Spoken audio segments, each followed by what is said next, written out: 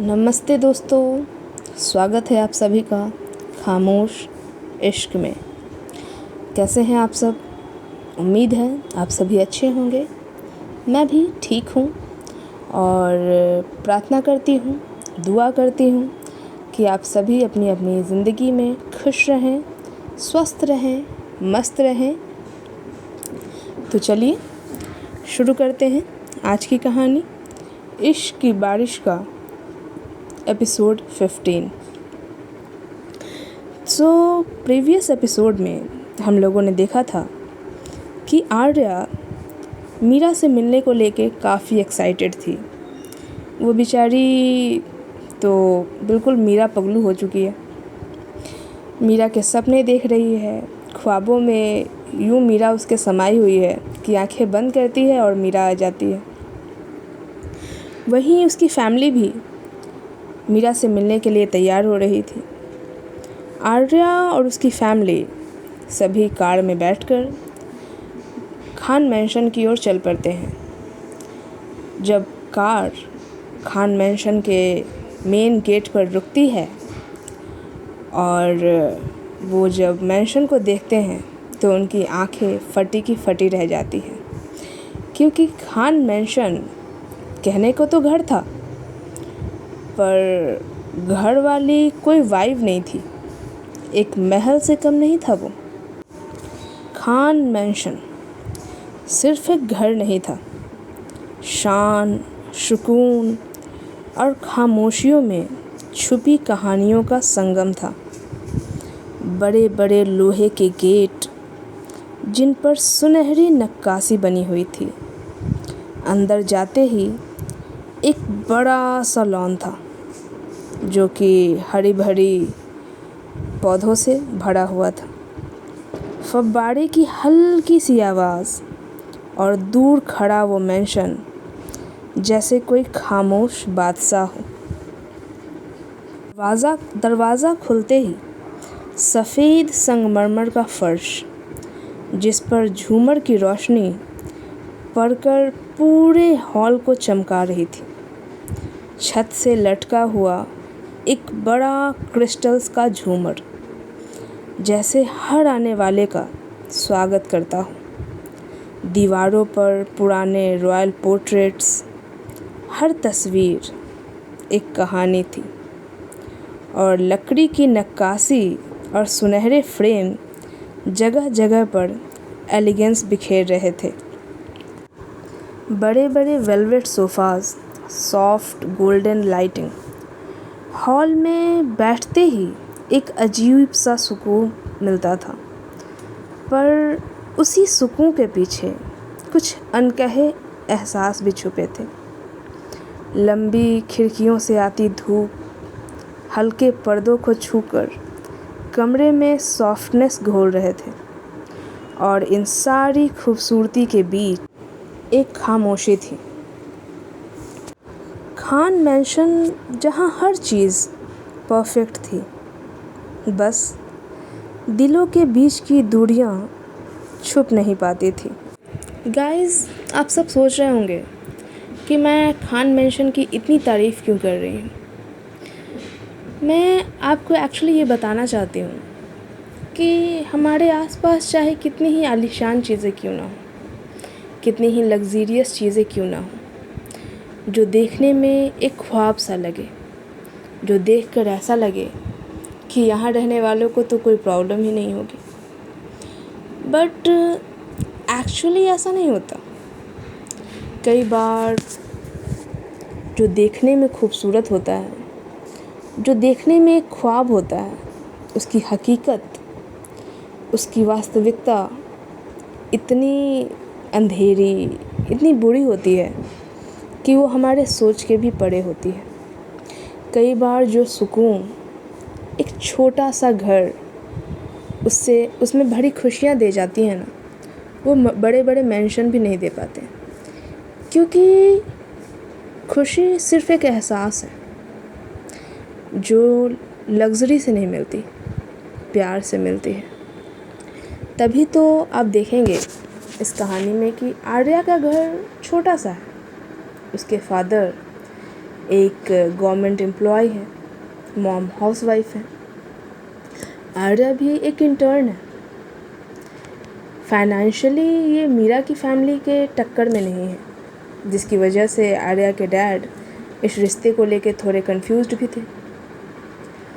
But फिर भी जो सुकून आपको कहानी में आर्या की फैमिली में देखने को मिला होगा, जो प्यार, जो हल्की फुल्की छोटी मोटी खट्टी मीठी तकरार आर्या के मॉम डैड आपस में करते रहते हैं, वो प्यार, वो सुकून जो आर्या की फैमिली में है, वो आपने मीरा की फैमिली में नहीं देखी होगी। इनफैक्ट मीरा की फैमिली में तो फैमिली जैसा कहने कुछ है ही नहीं। मीरा जो अपने डैड से इतनी नफ़रत करती है, वहीं उसके डैड जो खुद को कसूरवार समझते हैं। हाँ, मीरा की फैमिली में एक फैमिली एलिमेंट सबा के कारण आता है। तो सॉरी गाइस, काफ़ी बकवास कर ली मैंने। चलो स्टोरी पे आते हैं, वरना आप लोग कहोगे कि यार क्या आप लेक्चर दे रहे हो। बट आप अपनी लाइफ में भी एक चीज़ एक्सपीरियंस करना, कई बार महंगी चीज़ें उतनी खुशी नहीं दे पाती हमें, जो मम्मी के हाथ का बना हुआ एक सामान्य सा डिश दे जाता है, क्योंकि उसमें प्यार होता है। प्यार को पैसों से तोला नहीं जा सकता। प्यार अपने आप में परिपूर्ण होता है। चलिए स्टार्ट करते हैं स्टोरी। आर्या की फैमिली खान मैंशन को बाहर से देख रही थी। काफ़ी ही खूबसूरत थे, जैसा कि मैंने बताया। आर्या को वैसे मैंशन में उतना इंटरेस्ट था नहीं। उसकी आंखें तो सिर्फ़ और सिर्फ मीरा की तलाश में थी। बट उसका भाई मैंशन को देखकर काफ़ी खुश था। वो तो आर्या को छेड़ते हुए ये तक कह देता है कि वाह, तू तो इस महल की महारानी बनने वाली है। बट आर्या इस बात पे उतना ध्यान नहीं देती, क्योंकि उसे तो सिर्फ़ और सिर्फ एक ही चीज़ में इंटरेस्ट है, और आप तो जानते ही वो क्या है। वो लोग अंदर की ओर जाने लगते हैं कि खान मैंशन के दरवाज़े पे ही, मेन डोर पे ज़ुबैर खान खड़े थे इनका स्वागत करने के लिए, और उनके साथ ही अयान और सबा भी मौजूद थे। महेश जी आगे बढ़कर ज़ुबैर को गले लगाते हैं, और ज़ुबैर खान भी महेश जी को अपने गले से लगा लेता है। सबा सुनीता जी के पाँव छूने के लिए झुकती है, बट सुनीता जी उसे रोकते हुए अपने सीने से लगा के कहती हैं कि बेटियां पाँव नहीं छूती बेटा। अयान महेश जी के पाँव छूता है और सुनीता जी को ही पाँव छूकर प्रणाम करता है। आर्या भी ज़ुबैर खान के आगे झुककर उन्हें नमस्ते करती है, और सबा को के पाँव छूने ही वाली थी कि सबा उसे गले से लगा लेती है। अयान को नमस्ते कर पूरी फैमिली अंदर की ओर एंटर करती है। अंदर हॉल में, जैसा कि मैंने बताया, कि सोफ़ा था जो कि एक काफ़ी लैविश लुक दे रहा था हॉल को, और ऊपर क्रिस्टल सैंडलियर्स जो कि फर्श में चमक को बिखेर रहा था। ऐसा लग रहा था मानो क्रिस्टल ना होकर वो हीरा डायमंड के हों। आरुष की नज़रें सिर्फ़ और सिर्फ उन एक्सपेंसिव और यूनिक चीज़ों पे थी। वहीं आर्या की नज़रें सिर्फ मीरा को ढूंढ रही थी। सभी हॉल में बैठते हैं और बातें स्टार्ट होती हैं। महेश जी ज़ुबैर खान से बातें कर रहे थे, और वहीं सुनीता जी सबा से बातें कर रही थी। आर्या इधर उधर अपनी नज़रें घुमाकर मीरा को ढूंढ रही थी, और मन ही मन कहती है, कहाँ हो यार, अब दिख भी जाओ, कितना तड़पाओगी मुझे। आरुष उठकर दीवार पे लगी पेंटिंग्स को जाकर देखने लगता है। सबा उठती है और इनकी खातिरदारी के लिए सर्वेंट्स के साथ मिलकर जो डिशेस जो इनके नाश्ते के लिए चीज़ें बनाई थी वो लाने के लिए चली जाती है। सुनीता जी आर्या को इशारा करते हुए कहती है, जाओ बेटा, जाकर सबा की मदद करो। आर्या भी उठती है और किचन की ओर जा रही थी। सबा किचन में खड़े काम कर रही थी। तभी आर्या पीछे से जाते हुए कहती है, भाभी, आर्या आप यहाँ क्या कर रही हैं? मैंने सोचा कि आपको अगर हेल्प चाहिए तो मैं कर देती हूँ। अरे नहीं, कोई हेल्प नहीं चाहिए, बस हो ही गया है, वो बस थोड़ा बहुत था वही करने आई थी। आप कहिए, आप ठीक है ना? जी भाभी, मैं ठीक हूँ। मीरा ठीक है ना? हाँ, मीरा ठीक है। और उनके हाथ पे जो चोट लगी थी, हाँ, वो भी ठीक है। मैंने ड्रेसिंग कर दी थी दोबारा।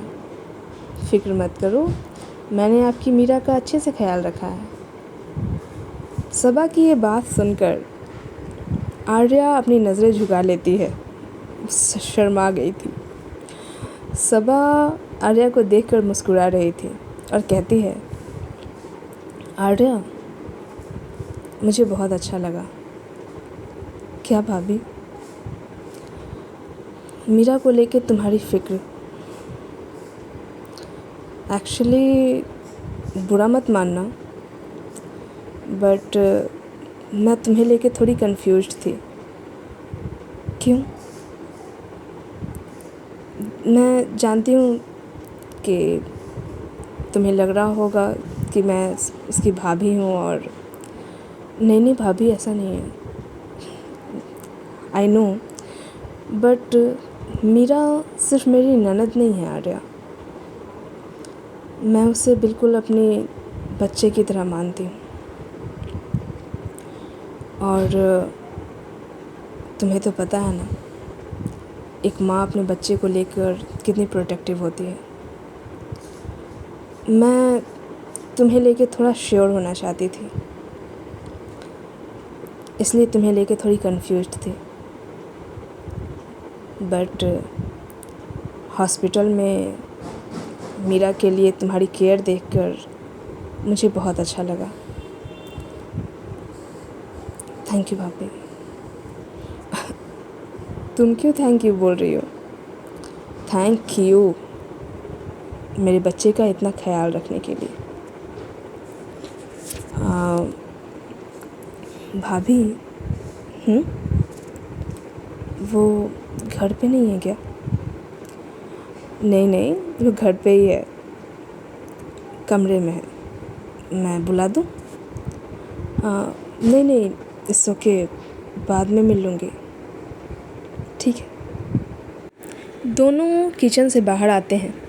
हाथ में ट्रे था और ट्रे पे नाश्ता, और नाश्ते को लाकर सोफ़े के सामने के सेंटर टेबल पर लाकर रख देते हैं।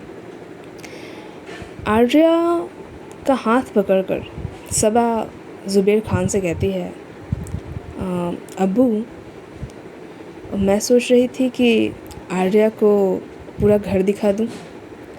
अब वो भी तो इसी घर में आने वाली है ना? हाँ बेटा, ज़रूर, मैं भी यही कहने वाला था, उसे उसका घर दिखाओ। ओके पापा।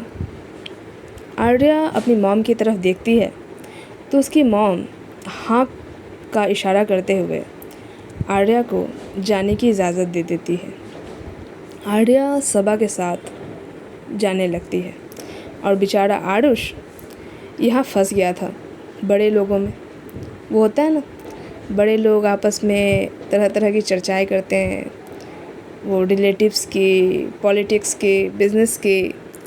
और यहाँ तो ज़ुबैर खान और महेश जी दोनों कॉलेज फ्रेंड्स थे, तो उनकी अलग ही बातें चल रही थी।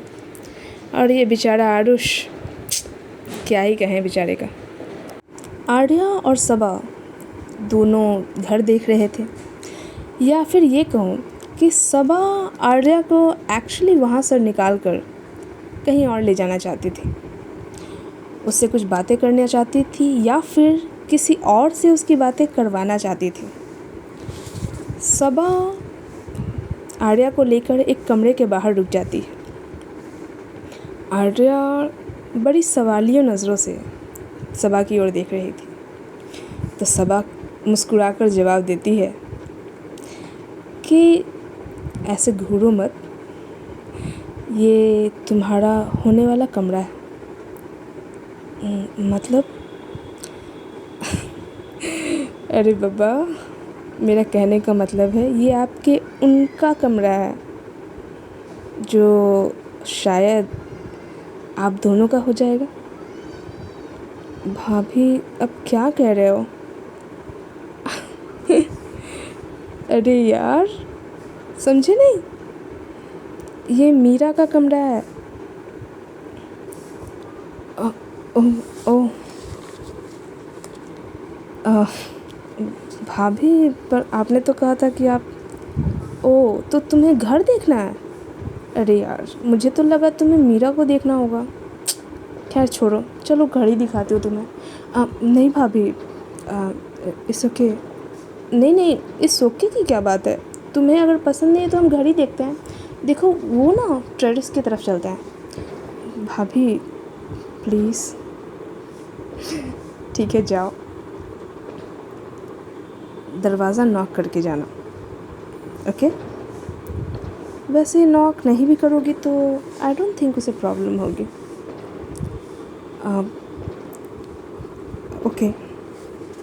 ओके क्या नॉक करना है या नहीं करना? भाभी अच्छा सॉरी, मैं जाती हूँ, तुम दोनों बातें करो। नीचे बैठकर क्या ही करोगे, बस वही बड़ों की बातें होंगी। तुम दोनों आपस में बातें करो, मैं तब तक कुछ काम देख लेती हूँ। भाभी आप भी आइए ना। मैं नहीं बाबा, मुझे कबाब में हड्डी बनने का शौक़ नहीं है। पता चला आप दोनों निकाह के बाद मुझे ताना दोगे कि क्या भाभी, हमें बात करने का मौका मिला था और आप बीच में बैठ गए, हम बात भी नहीं कर पाए। मुझे ये ताना ज़िंदगी भर नहीं सुनना, इसलिए जाओ तुम ही जाकर बातें करो। ये कहकर सबा चली जाती है और आर्या दरवाजे के पास खड़ी थी। धड़कनें जैसे रेस लगा रही थी, धक धक धक धक धक धक। आर्या जल्दी से अपना हाथ अपनी धड़कनों पर रख लेती है और कहती है, यार तुझे क्या हो गया? तू क्यों इतना उछल रहा है? तू तो शांत हो जा। ऐसे ही डर लग रहा है इसके कमरे में जाने में और तू अलग बोले जा रहा है। पर दिल की धड़कनें थी कि शांत होने का नाम नहीं ले रही थी। आर्या दरवाजे को नॉक करती है, बट कोई आवाज़ नहीं आती। वो फिर से एक बार नॉक करती है, बट स्टिल कोई आवाज़ नहीं थी। आर्या को लगता है कहीं मीरा सो तो नहीं रही। वो हल्का सा दरवाज़ा खोलती है और अपनी गर्दन को अंदर की ओर ले जाते हुए कमरे को देखती है।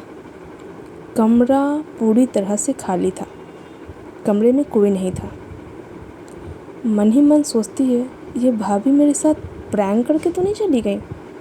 कमरे में तो कोई नहीं है, पर इन्होंने कहा था कि मीरा घर पे ही है, वो रेस्ट कर रही है।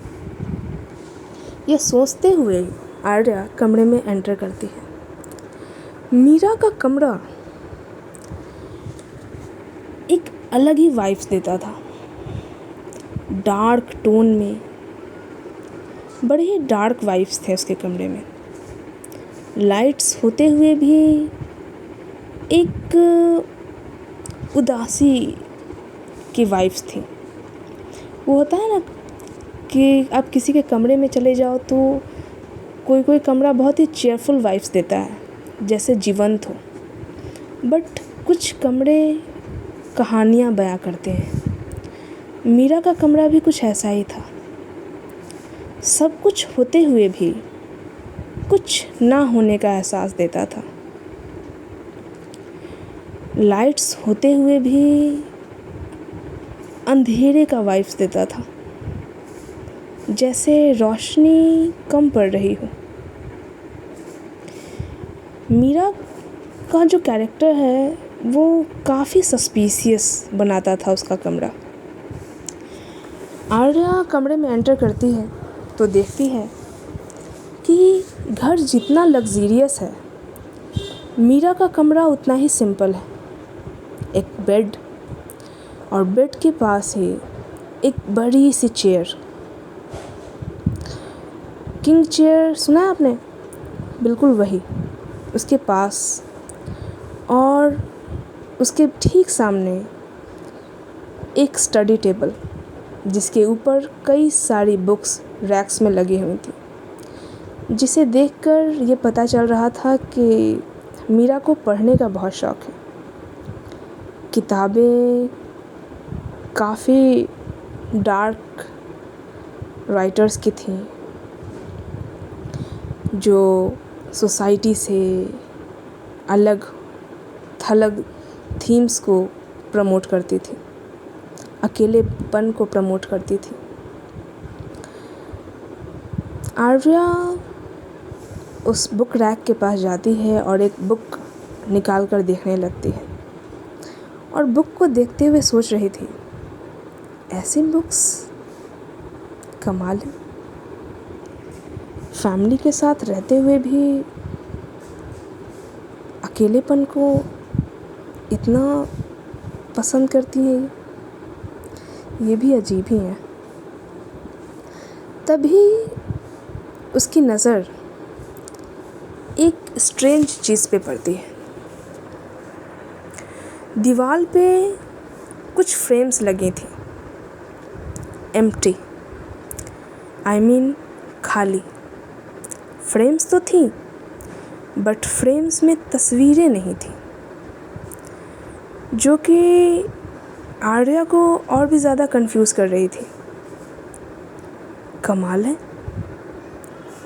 एक फोटोग्राफर का कमरा और बिना तस्वीर की फ्रेम्स।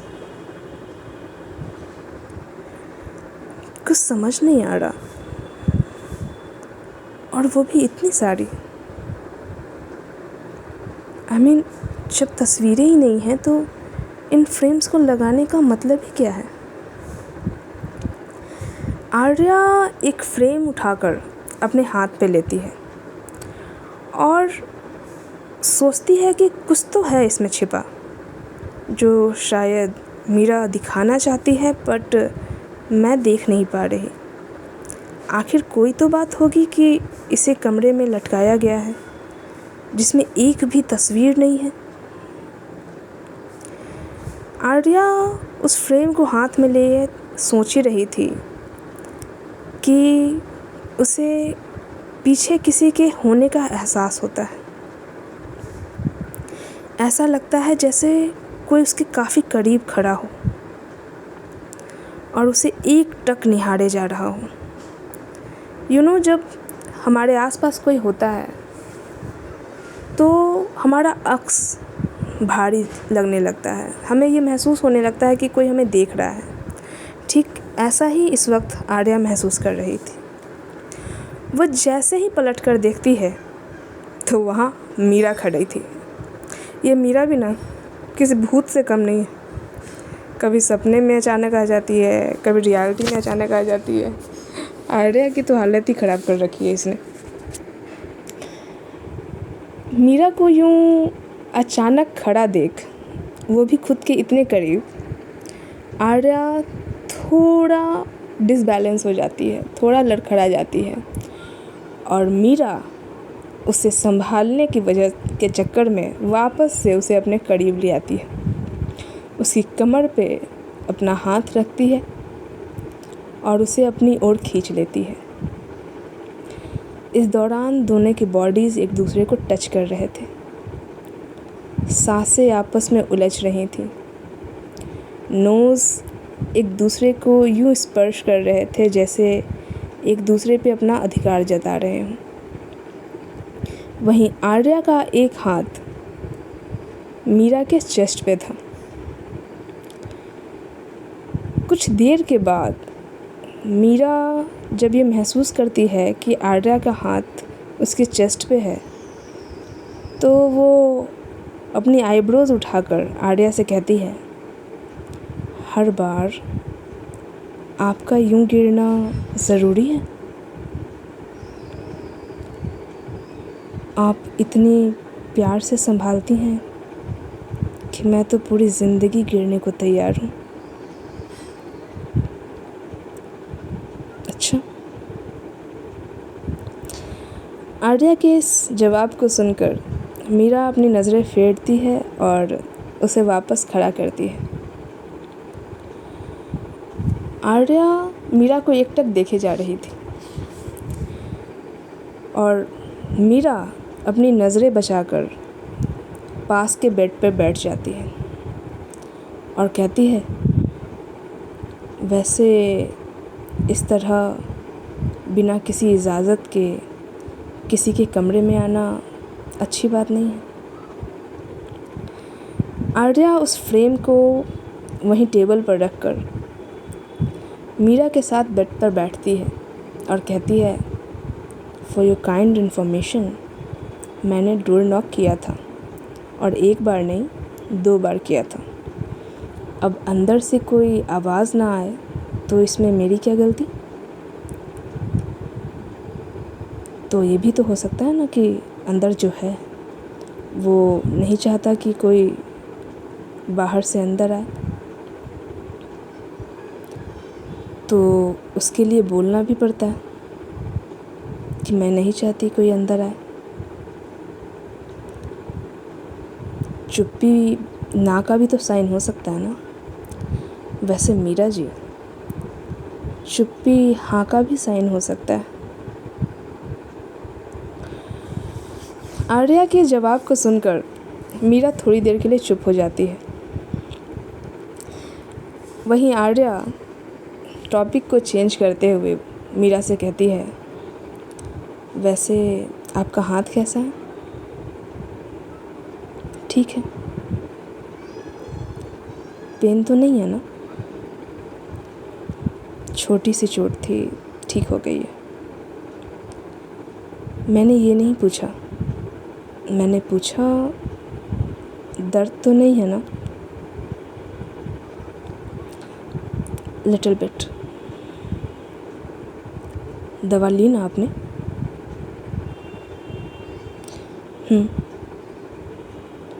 झूठ बोल रहे हो ना? आपको कैसे पता? आपकी आंखें बता जाती हैं। अच्छा, मेरी आंखें ना मेरे बिना इजाज़त के कुछ नहीं बताती। बड़ी वफ़ादार हैं। जब तक मैं इजाज़त ना दूँ किसी से मेरी चुगली नहीं करती। मीरा की इस बात को सुनकर आर्या थोड़ा मुस्कुराती है और मीरा के थोड़ा और करीब आकर कहती है, पर मुझसे तो कर जाती हैं। आपकी आँखें मुझे सब कुछ बता जाती हैं। अच्छा, तो अभी क्या बता रही हैं? कह रही हैं कि आप झूठ बोल रहे हो, आपने दवा नहीं ली है।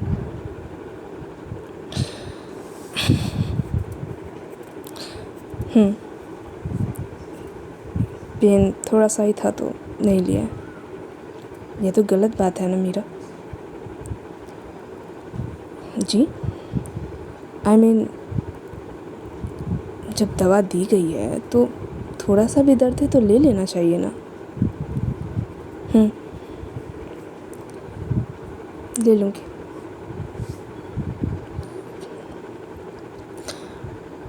वैसे एक बात पूछूं आपसे? पूछिए। आप एक फ़ोटोग्राफ़र हैं जी, ये बात मुझे पता है। हाँ हाँ, मुझे भी पता है कि आपको ये पता है,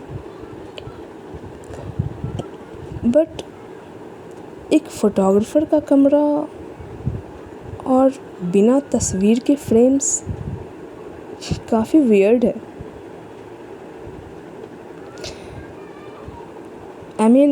मैं थोड़ी कंफ्यूज्ड हूँ, ऐसा क्यों है? ये बिना तस्वीर की फ्रेम्स क्यों लटके हुए हैं? मीरा आर्या के इस सवाल को सुनकर थोड़ी देर के लिए चुप हो जाती है और फिर आर्या की ओर देखते हुए कहती है, आर्या, हर तस्वीर की किस्मत में फ्रेम होता है, बट हर फ्रेम की किस्मत में तस्वीर हो ये ज़रूरी नहीं। अधूरापन बहुत खूबसूरत होता है और कभी कभी किसी चीज़ का अधूरा रहना ही उसकी पूर्णता बन जाती है। मीरा के इस जवाब को सुनकर शायद आर्या सेटिस्फाइड नहीं थी, तो वो कह पड़ती है, मुझे नहीं लगता मीरा। हाँ, अधूरापन बुरा नहीं है, बट अगर वो बाय चॉइस हो, बट अगर हम पूरा होने से डरते हैं इसीलिए अधूरे हैं, तो वो हमारे पूर्णता की निशानी नहीं, सिर्फ़ और सिर्फ हमारे डर की निशानी होती है। और डर चाहे जैसा भी हो, चाहे रिश्ते में हो, चाहे हमारे अंदर हो, वो हमारे लिए सही नहीं होता।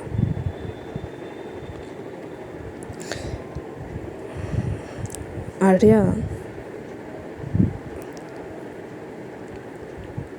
आप नहीं समझोगे। और ये कहकर मीरा जाने लगती है। आर्या मीरा का हाथ थामकर उसे रोक लेती है और उसे कहती है, तो समझाइए ना। मैंने कई बार नोटिस किया है कि आप बहुत कुछ कहना चाहते हो पर कहते नहीं। मीरा, मेरी तरफ देखिए। मीरा आर्या की तरफ देखती है तो आर्या कह पड़ती है, याद है आपने कहा था कि उस रात आप बोल रही थीं और मैंने सुना था, फिर मैंने कहा और आपने सुना, आज फिर से मैं सुनना चाहती हूँ। मैं सुनना चाहती हूँ आपकी बातें। आपके दिल में जो भी है आप बता दीजिए मुझे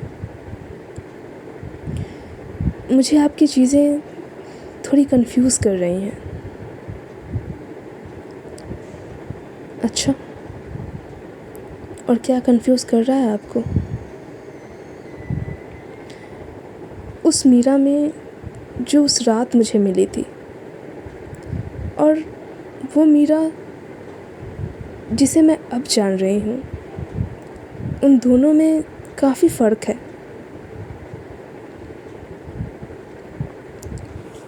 मीरा पहली बार इंटेंशनली कंफर्ट करते हुए आर्या के कंधे पे अपना हाथ रखती है और उसे बेड पर बिठाती है और खुद उसके पास बैठती है और उससे कहती है, आर्या,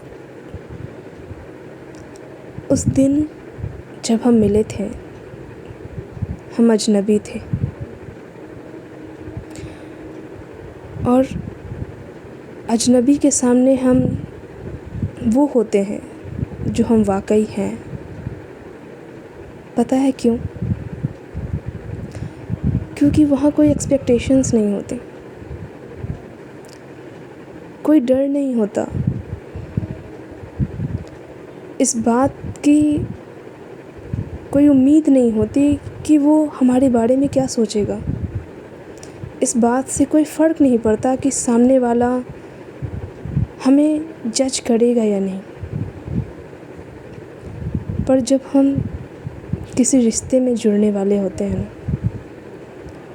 तो एक्सपेक्टेशंस आ जाती हैं, रिस्पॉन्सिबिलिटीज़ आ जाती हैं, एक सेंस ऑफ जज आ जाता है। हम सामने वाले को हर एक चीज़ के लिए जज करते हैं,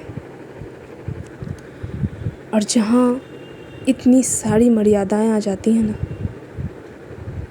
तो बातें भी सोच समझ कर करनी पड़ती हैं। और जब बातों में सोच और समझ दोनों आ जाए ना, जब नाप तोल कर बोला जाए, तो उससे बेटर है कि हम चुप ही हो जाएं, ताकि हमारी बातें किसी को तकलीफ़ ना पहुंचाएं। और मैं नहीं चाहती कि मेरी की गई कोई बात आपको तकलीफ़ पहुंचाए। मीरा की जो बातें थीं काफ़ी रॉ थीं, और आर्या को कुछ समझ आ भी रहा था, और कुछ उसे और डीप थॉट्स में डाल रहा था। कुछ है जो मीरा छुपा रही है, कुछ है जो मीरा कहना चाहती है पर कह नहीं पा रही। आर्या मीरा के हाथों पे अपना हाथ रखती है और कहती है, मीरा, आई डोंट नो आप क्या कहना चाहते हो, बट एक बात मुझे अच्छी लगी।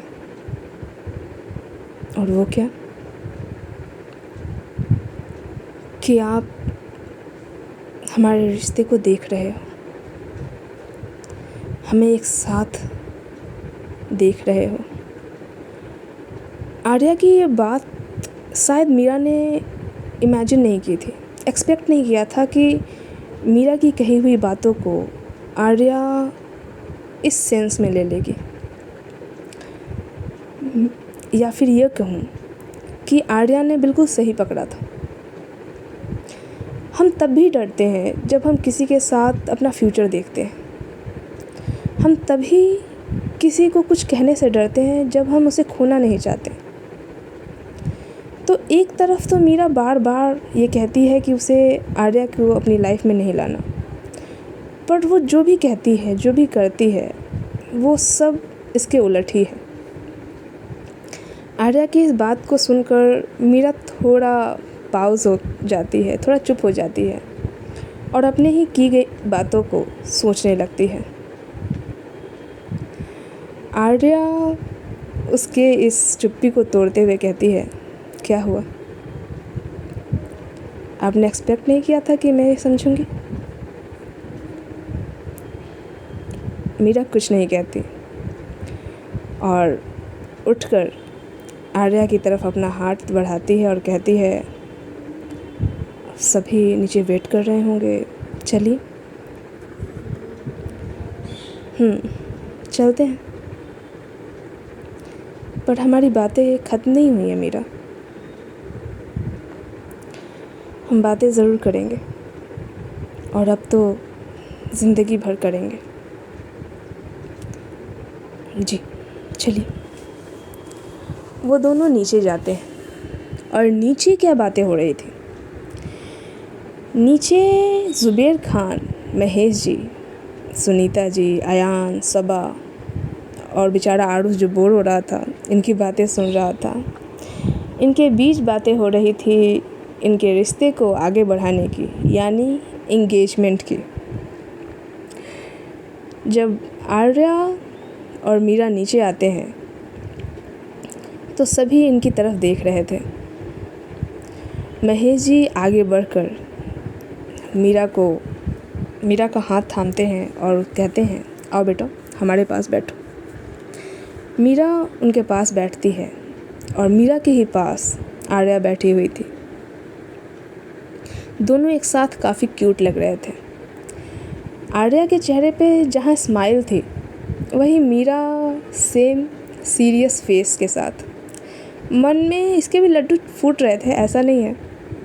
आप किसी को पसंद करते हो और ये बात तो पहली मीटिंग से ही जाहिर है कि आर्या ने अपनी छाप मीरा पर छोड़ दी है।